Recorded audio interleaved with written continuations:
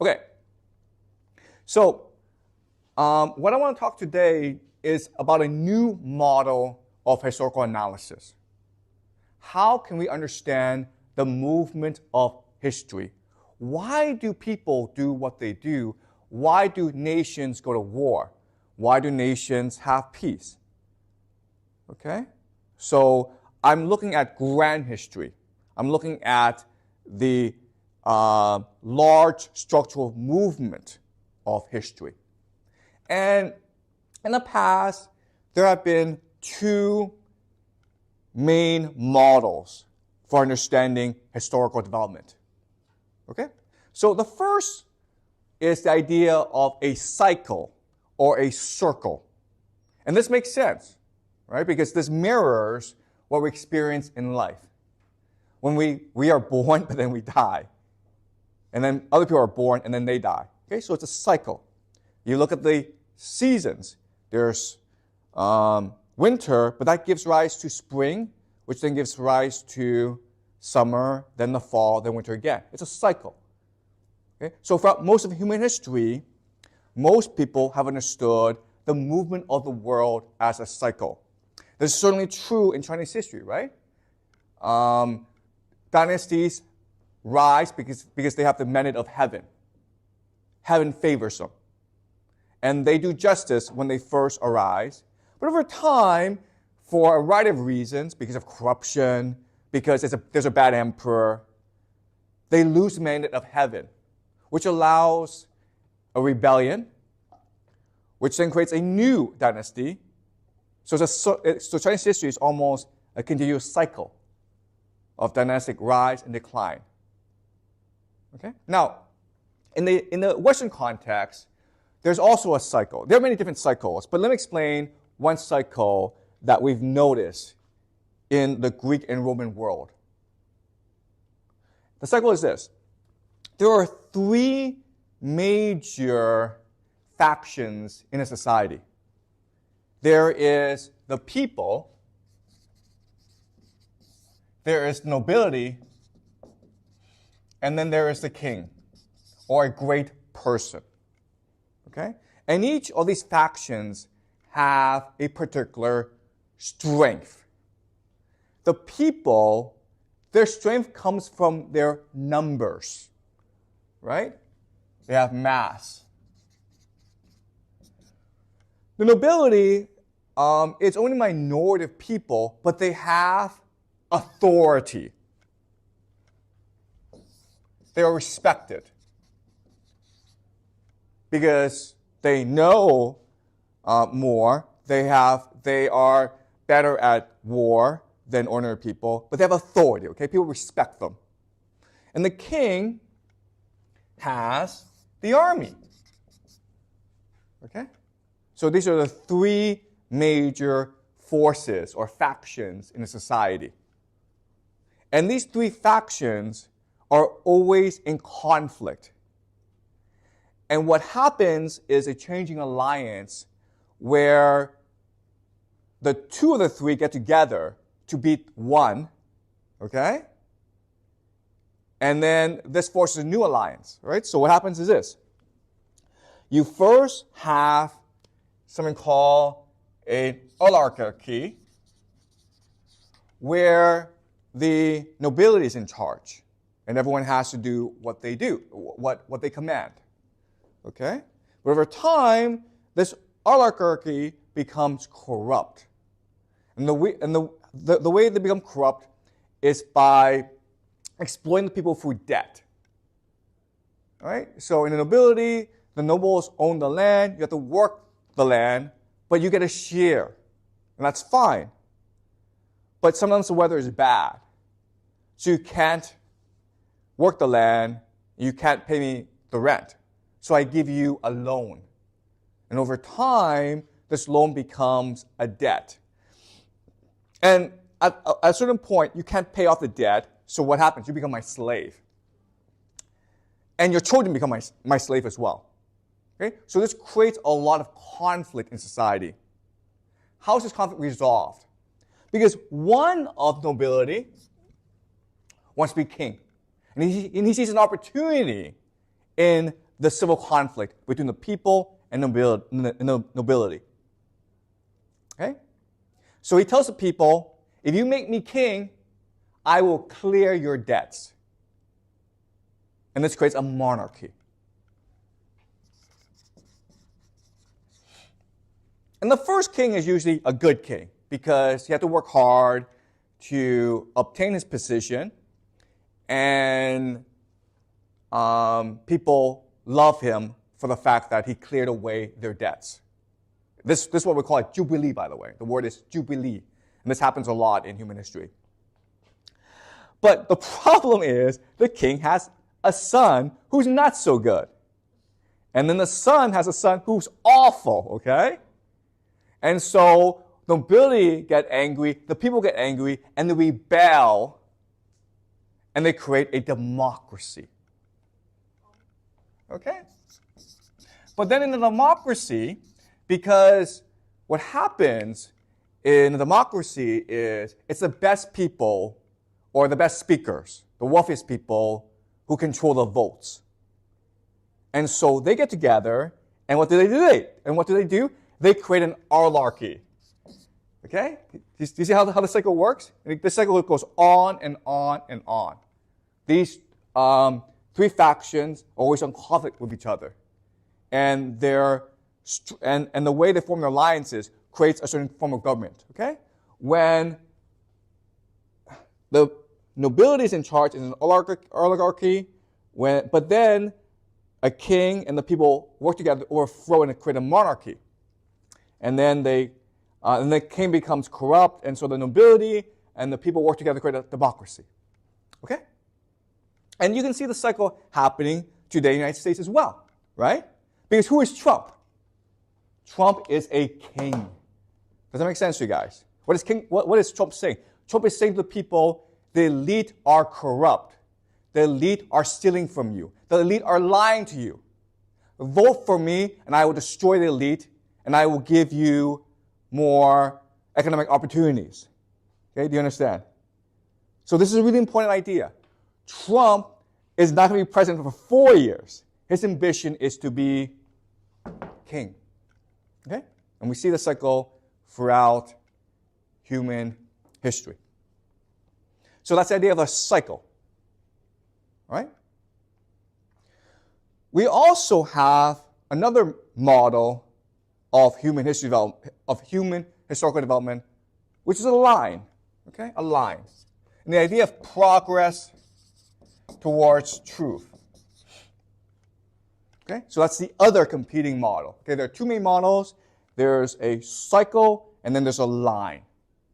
And the idea of a line is human society does not go on and on in a useless cycle.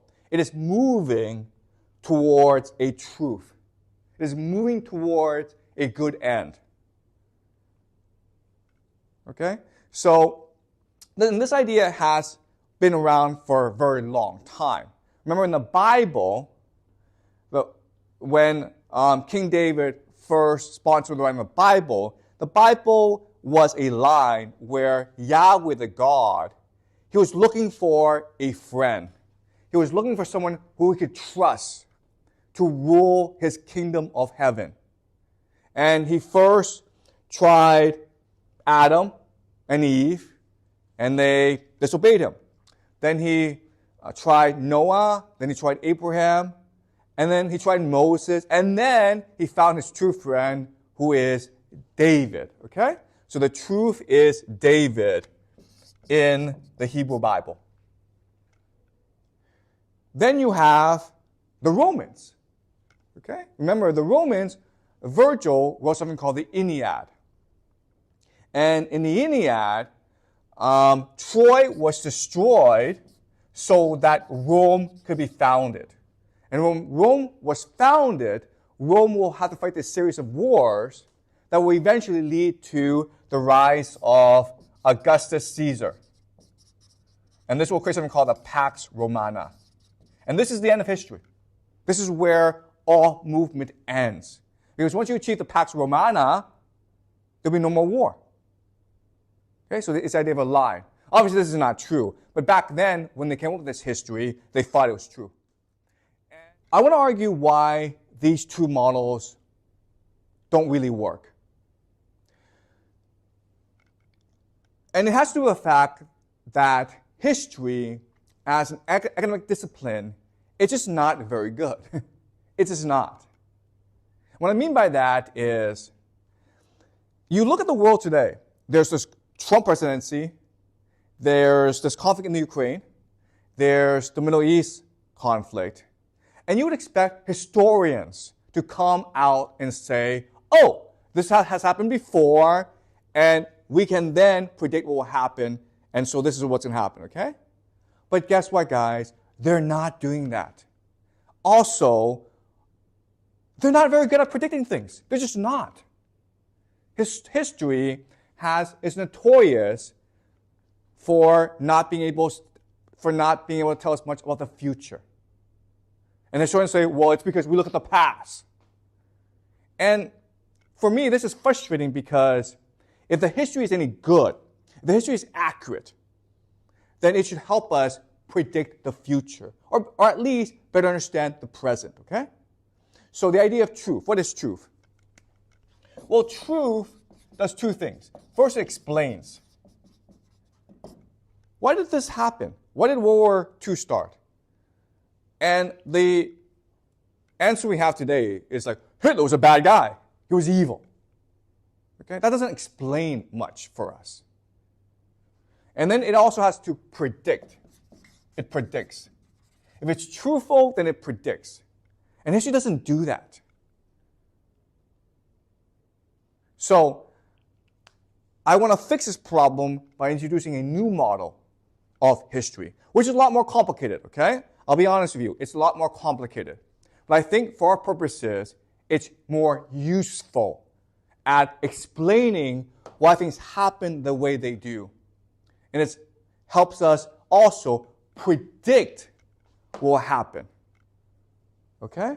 And this model is what I call the oceanic currents of history. Imagine the world as a huge ocean. And within each ocean, there's an ecosystem which has currents. And then these currents come into conflict with each other, which leads to a new development. Okay? So think about hurricanes. And the thing that's really important about this model that I'm proposing is there's no moral judgment in it. Okay? I mean, obviously in the line, the end where we're going is good, and where we're at now is bad. Okay? But what I'm saying is, this moral judgment, saying this is good, this is bad, it's not helpful. It doesn't really tell us anything. All right? Okay, I'm much more interested in explaining why this happened, how this happened, and where this is going. Okay, so let's look at the world to understand this theory. What I'll show you is the world is divided into cultural ecosystems. Okay? Cultural ecosystems. This is a really important idea you need to know for the rest of the semester. What I will argue is that culture is the meta-reality. Meta-reality. So, what's meta-reality? Meta-reality is the understanding of the world from which all other understandings derive. So what I'm saying is that culture is the most important part of who you are. Much more important than your gender, much more important than your race, your ethnicity, much more important than your economic demographic, okay? You're rich, you're poor, okay? So to understand this idea, why culture is so important, I will do a thought experiment, okay? A thought experiment. And the thought experiment is this. Let's take a random guy from China 2,000 years ago, okay? Just a random guy. We'll take him off the streets and we'll put him into China today. All right? Now, in 2,000 years, China has changed a lot, right? We now have the internet. We have computers. We have cell phones. We have skyscrapers. We have cars. We have roads. Okay? So China has changed a lot in these 2,000 years. How long would it take for him to adapt to the new China? And I would say at most 5 to 10 years. Because even though on the surface, China has changed a lot, deep down inside, Chinese culture has stayed consistent for the past 3,000 to 4,000 years. So he would understand how to make friends. He would understand if he were to get a job, how to associate with his boss and his colleagues. If he were to get married, he would know how to raise his children to have them succeed in China. Okay? Does that make sense to you guys? It would take him time to learn how to use a cell phone and how to use a computer and how to drive a car, but he can do so. Does that make sense? Now, let's do another experiment. Let's take a random guy from China today and put him in Germany today. Germany, okay? What I will argue is this. He will never, ever be able to adapt to the culture. He may get a job as a pizza delivery man, who knows, okay? But he will never, ever make friends who are German. He won't find a German wife. Whatever job he does, he won't know how to succeed. He won't know what to say to his boss. He won't know how to associate with his boss. Okay? Does that make sense? This is a guy who knows the internet, who knows how to drive a car, who can speak English, but because of the culture, he's always a stranger. Does that make sense? This thought experiment, I hope, shows you the persistence of culture. It's the most important part of who you are. It drives everything else. It drives how you see the world. It drives how you interact with others. Okay? So what matters is the culture and nothing else. And what I want to show you is, this semester, is the world can be divided into cultural ecosystems because of the history, because of the geography, because of the demographics. Okay, does that make sense? So, look, Europe is a cultural ecosystem. All right, meaning someone from Germany can go to Italy and still feel at home. They don't speak the same language, the geography is different, but they share the same cultural orientation, the same cultural values. All right? Someone who lives in the Middle East, okay, well, something called the Levant, Israel and other places, okay, but basically the Middle East. That's also another cultural ecosystem. Then you have the steppes. Okay? So remember, the steppes are this grassland, this ocean of grassland that basically extends from Hungary to Mongolia, okay? And then you have China, India, okay? So but there are these different ecosystems, cultural ecosystems, that are determined by their geography, their history, and the demographics. And culture is a response to geography, history, and demographics, okay? Does that make sense? All right? Now, what I will show you is that within each ecosystem, they're always interacting with each other, okay? They're always interacting with each other. And when they change their interaction with each other, all right? So, let's ask a really important question, which is, why do empires, why do they fall? Why do they decline? Why do they fail? And this is a really important question. How was it possible for the Roman Empire to collapse? How were the Greeks able to defeat the Persian Empire? How were the Mongolians and the Manchus able to conquer the Chinese Empire? All right? And what I will show you this semester is, when this happens, when empire is conquered, the pattern is the same. There's a consistent pattern in this. All right? So let me explain the pattern.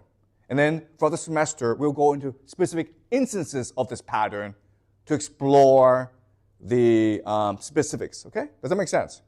All right. So what happens is this. Why empires fall is, there's usually an empire, okay? Let's just say Rome. And as they expand, they encounter something called the borderlands. Okay, borderlands. Borderlands are just places that are the intersections of empires.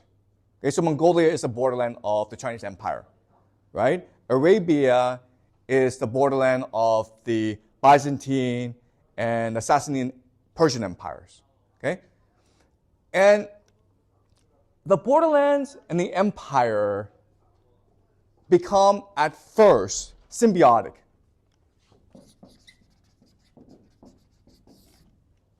Okay? Meaning they depend on each other. They work with each other, okay? In three ways. The first most simple way that they interact is through trade. Okay? They trade with each other. Second way they interact is through military cooperation. So what often happens is the empire needs mercenaries. And it turns out that people who live in the borderlands make very good soldiers, okay? Because they live in a time of war and chaos. In the borderlands, there's no central authority. So they're always fighting each other. So they make very good soldiers. And then the third way they interact with each other is some people in the borderlands will raid and pillage the empire, the outskirts of the empire, for resources, okay? So they are interacting with each other. So the pattern is this. The borderlands first start off as maybe an isolated region of the world.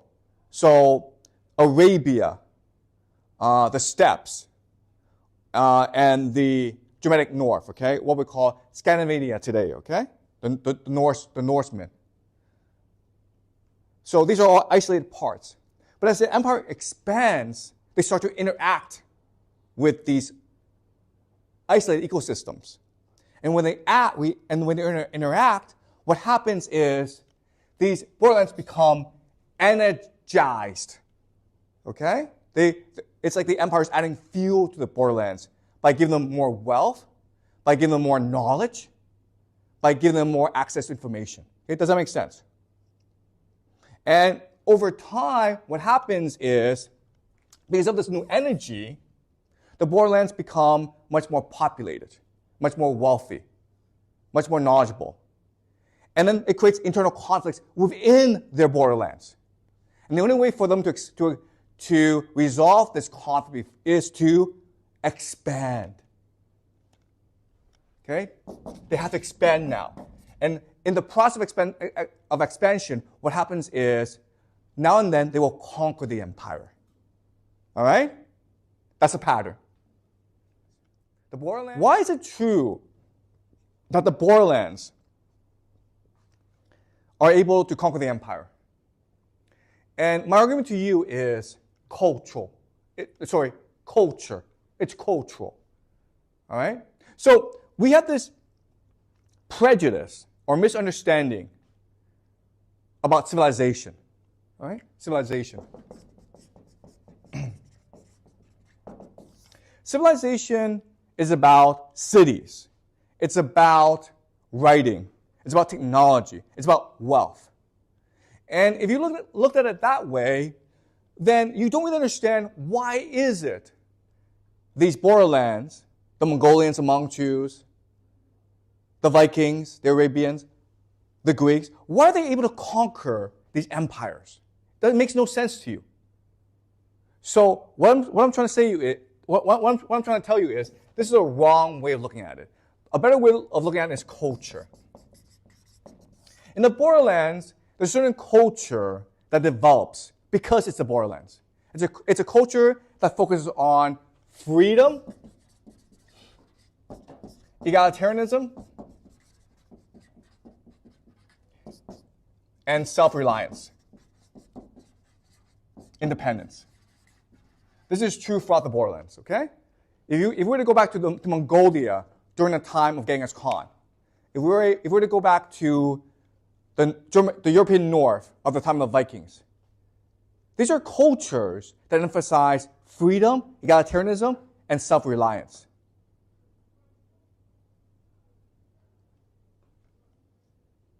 And as such, these were amazing warriors, okay? So let's look at an example. Let's look at the Vikings, okay? The Vikings didn't know how to read or write. They didn't have any mathematics. They didn't have cities. But from age 2 or 3, their kids were learning how to swim, how to row boats, how to cook, how to hunt, how to fight, how to ride horses. Does that make sense? And what are civilized kids doing? They're learning how to do test questions. Right? In a war, who's going to win? Well, obviously, these guys. Okay? Does that make sense? So this is the idea of the oceanic currents, okay? You have these isolated areas that are ecosystems amongst themselves. As the empire expands, okay, just think of it as a current, the imperial current. It's just expanding. So that's what empires do. It energizes these areas. And these areas actually have much more energetic potential than the empire, which is dying, okay? And this energy forces so much energy in this borderlands that they are now become like a hurricane. And they have to ride through history. Sometimes they're defeated. But sometimes, like the Greeks, like the Vikings, like the Mongolians, like the Arabians, they win. And when they win, they create a lot of destruction, okay? And that's the idea I want you implanted in your head. These are currents. These are natural forces that are unstoppable. Once they start, you cannot stop them. Okay? This war in Ukraine, it is a hurricane that will engulf all of Europe. This war in the Middle East is a hurricane that will engulf the entire world. Once this starts, you can't have a conference and decide to end it. These things cannot end until they reach their natural course. Okay? The hurricane stops when it runs out of energy. Does that make sense? The hurricane does not negotiate with you and say, oh, well, you make a very good case for why I shouldn't destroy you, so I'll just stop. Hurricanes don't do that. Okay, these are natural forces. Right? And this is what I will show you this semester. And I will also show you how this connects to current events. And then once we do that, we should be able to predict current events. And just to let you know, spoiler alert, things will not end well. Okay? We are looking at the complete and utter destruction of the world we live in today. Nothing will be the same. Because these are oceanic currents. They destroy everything in its path. Once you unleash them, they must destroy.